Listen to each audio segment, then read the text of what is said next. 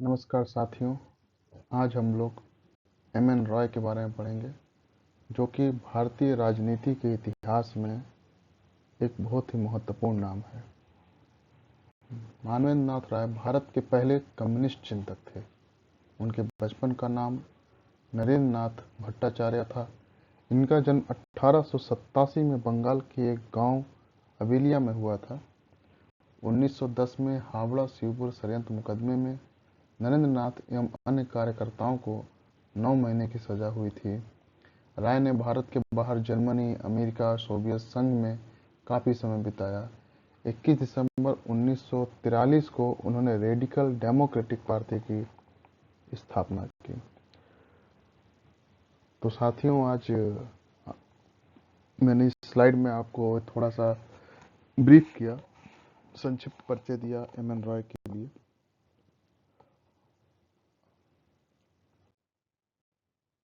Communist international, कॉमिंटन एक word हमेशा आता होगा, आप लोग सुनते होंगे। तो ये वर्ड जो है कम्युनिस्ट इंटरनेशनल का शॉर्ट फॉर्म जो है कॉमिंटन होता है। तो इसमें जो कम्युनिस्ट लोगों के जितने भी पूरे विश्व में जो भी कम्युनिस्ट थिंकिंग के लोग थे वो यहाँ मिला करते थे। ये एक उन लोगों की सभा हुआ करती थी। भारत में मार्क्सवादी विचारों का जो प्रवर्तन था 1917 की रूसी क्रांति के फलस्वरूप हुआ, जैसा कि हम लोग सभी जानते हैं। और भारतीय राजनीति पर पहली जो मार्क्सवादी बहस थी जुलाई 1920 में कॉमिंटन के दूसरी कांग्रेस में मॉस्को में हुई थी। भारत की राजनीतिक स्थिति के बारे में लेनिन और राय में गंभीर मतभेद थे। इस बात को आप लोग समझिएगा कि लेनिन की एक जो मार्क्सवादी विचारधारा थी और राय का जो इसके बारे में सोचना था, दोनों में एक विचारधारा नहीं थी। उनके कुछ व्यू थे और इनके कुछ अपने पर्सपेक्टिव थे, दृष्टिकोण कह सकते हैं आप। दोनों के दृष्टिकोण में काफ़ी अंतर था। और राय को गांधी जी की अहिंसक राजनीति में कोई आस्था नहीं थी। वो नहीं समझते थे कि अहिंसा से आज़ादी को पाया जा सकता है। तो उन्होंने उस गांधी से इनके बहुत ज़्यादा गांधी जी के प्रति ज़्यादा आस्था नहीं थी। चौरी चौराही घटना के संदर्भ में गांधी द्वारा आंदोलन वापस लेने के बाद जब राय ने खुलकर गांधीवाद का विरोध किया था। भारतीय राजनीति में 1922 में एम एन रॉय ने इंडिया इन ट्रांजिशन शीर्षक से भारतीय समाज के बारे में एक पुस्तक लिखी। ये बुक का मैंने आपको फोटो दिखाया है, India in transition, written by M N Roy.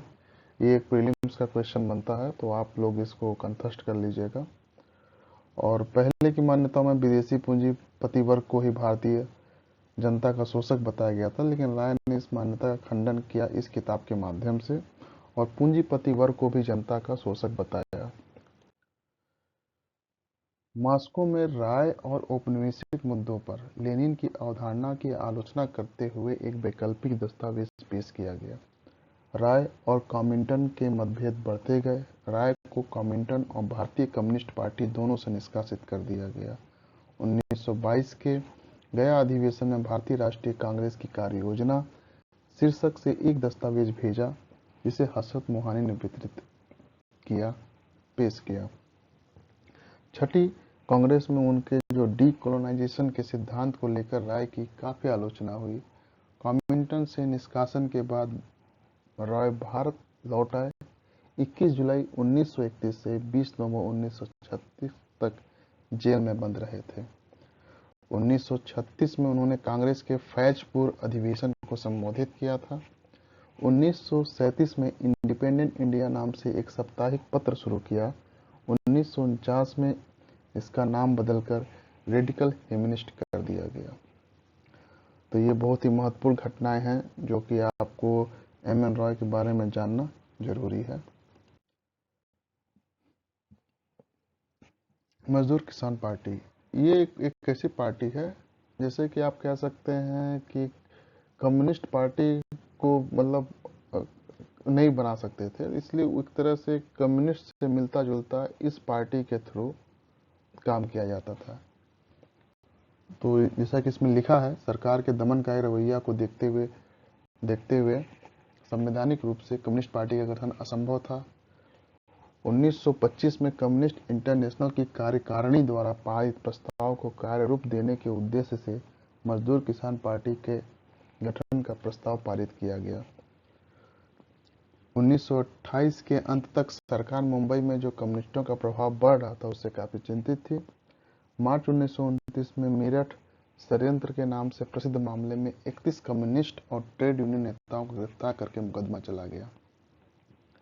मजदूर संगठनों में डब्ल्यूपीपी की सराहनीय भूमिका थी। इसके प्रतिकूल किसानों में इसका नाम नगण्य था। जैसा कि नाम में तो स्पष्ट है कि मजदूर किसान पार्टी, लेकिन ज्यादातर इसमें जो प्रभाव था, इसमें मजदूरों का प्रभाव ज्यादा, किसानों की जो प्रतिनिधि मतलब क्या कह सकते हैं उसमें, मतलब किसानों का जो इसमें भागीदारी थी कम थी, मजदूर इसमें ज्यादा भागीदार थे। नाम में तो मजदूर किसान दोनों लिखा हुआ है, लेकिन मजदूरों की जो भागीदारी थी वो ज्यादा थी तुलनात्मक रूप से किसानों से। जुलाई 1934 में सरकार ने कम्युनिस्ट पार्टी पर प्रतिबंध लगा दिया। यह प्रतिबंध 1942 तक रहा। 1934-35 में पीसी जोशी कम्युनिस्ट पार्टी के महासचिव रहे। अगली स्लाइड में जाएंगे हम लोग। 1925 में बनी भारतीय कम्युनिस्ट पार्टी जन समर्थन जुटाने में असमर्थ थी। ज्यादा व्यापक समर्थन उनको प्राप्त नहीं हुआ इस पार्टी को। राष्ट्रीय स्तर पर अपने अस्तित्व का एहसास भारतीय कम्युनिस्ट पार्टी 1935 में ही करा पाई। 10 साल लगे उन्हें अपने पार्टी को अच्छे से स्टैब्लिश करने में।